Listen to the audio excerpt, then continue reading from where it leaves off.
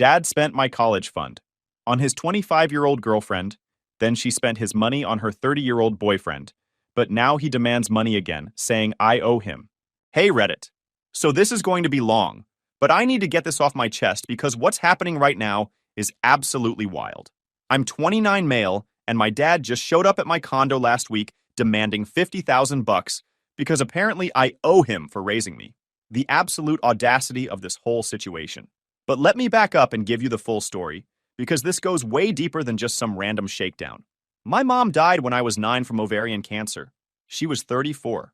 It happened fast too, like 6 months from diagnosis to funeral. I remember the hospital smell, the way my dad wouldn't look at me when the doctor came in that last time, and how everything just felt hollow afterward. Mom was the glue that held everything together. She worked as a dental hygienist, always made sure I did my homework, packed my lunches with little notes inside. You know, actual parent stuff. Before she passed, Mom set up this whole thing for my education.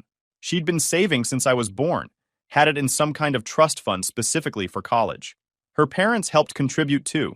They weren't rich or anything, but they wanted to make sure their grandson had a shot at a good education, since neither of them got to go to college themselves. The fund had about $80,000 in it by the time she died. That was 2005 money, so it would have easily covered a state school with some left over.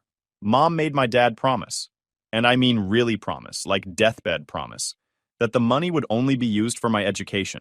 She knew him better than anyone, knew his weaknesses. My grandparents were trustees on the account too, just to make sure everything stayed legit. Mom was smart like that. Dad took her death hard, but not in the way you'd expect. He didn't become a grief-stricken widower who threw himself into being a good father. Nope, he became a completely different person. Started going out to clubs, bought a sports car he couldn't afford, began dressing like he was trying to relive his 20s. It was embarrassing to watch.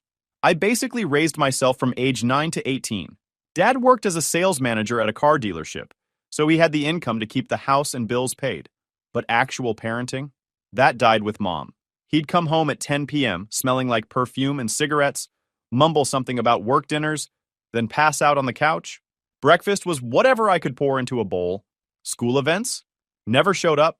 Parent-teacher conferences? Forgot they existed. My grandparents tried to step in, but they lived 3 hours away and were dealing with their own grief over losing their daughter. They'd visit once a month, make sure I had clothes that fit and food in the fridge, slip me some cash for school stuff. They knew Dad was checked out, but what could they really do? He was my legal guardian. When I was 15, Dad started dating again. Nothing serious.